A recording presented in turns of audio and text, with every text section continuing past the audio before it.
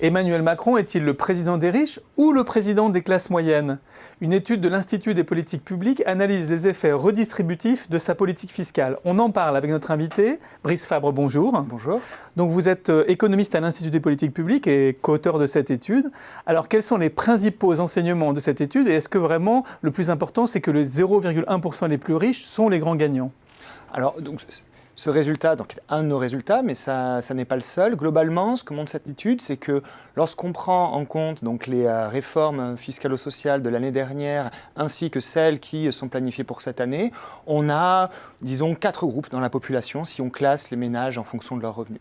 On a donc les 20% des ménages les moins aisés, qui en moyenne sont perdants. Puis après, on a une large classe moyenne qui est gagnante.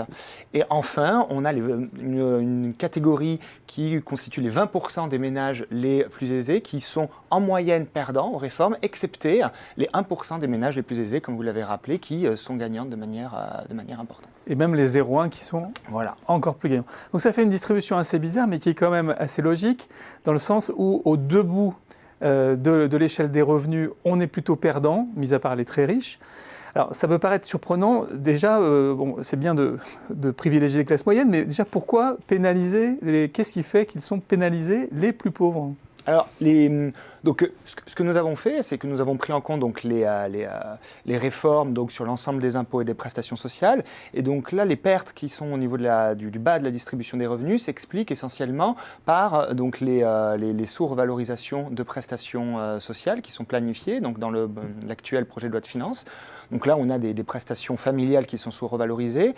On a aussi la réforme des allocations logement qui joue beaucoup aussi en faveur de cet effet, et aussi la fiscalité tabac et la fiscalité énergie qui entraînent donc des pertes au niveau du bas de la distribution. Qui sont des postes importants pour un petit budget. Donc voilà. Mais en dehors de ces effets-là, effectivement, c'est une politique sociale qui est, on a dit 5 € pour les APL, c'est pas grand-chose, mais si en fait on voit effectivement donc il y a une perte de pouvoir d'achat pour les 20% les plus pauvres. Alors, au niveau des APL, donc en effet, il y a eu donc, cette baisse de 5 €, mais ça n'est pas la seule. Et notamment, le principal changement qu'il va y avoir cette année, c'est le mode de prise en compte des ressources.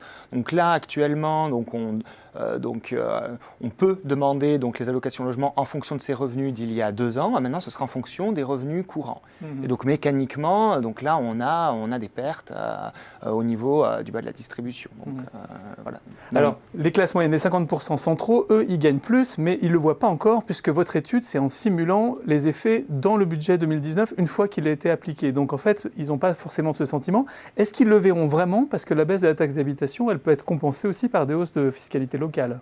Alors, donc, les gains au niveau du milieu de la distribution s'expliquent par 2 choses principalement. Donc, comme vous l'avez dit, la baisse de la taxe d'habitation.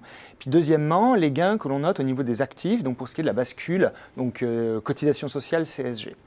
Donc là, pour ce qui est de la bascule cotisation sociale CSG, là, ce sont des gains que l'on commence à voir et donc qui se matérialisent. Dès la fin du mois d'octobre. Voilà.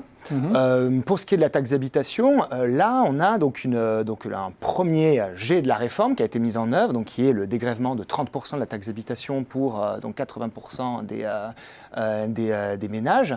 Donc après, on a des effets, comme vous l'avez mentionné, d'augmentation des taux de la part des communes.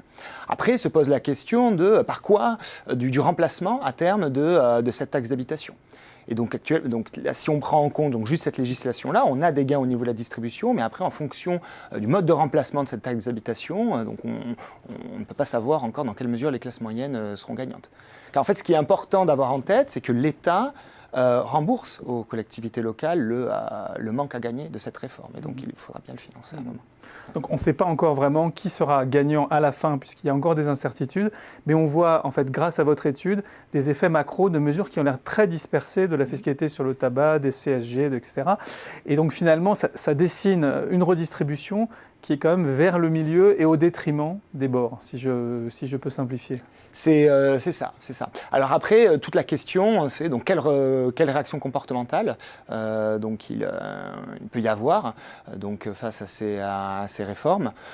Donc là, un pari, ce qui a été vraiment le cœur de la communication autour de ce projet de loi de finances, c'est favoriser le travail. Donc là, le pari du gouvernement, c'est à travers des réformes, donc sur la prime d'activité notamment, ou sur la bascule bascule cotisation sociale CSG, d'inciter davantage au travail, ce qui peut avoir des réactions comportementales.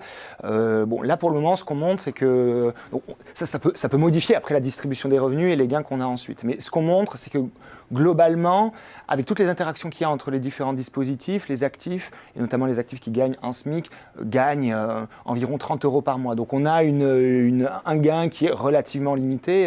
Mais en tout cas, ce sera l'étape d'après de voir dans quelle mesure donc ces réformes modifient les comportements. D'accord. Merci Brice Fabre pour votre éclairage. Merci à vous. Merci.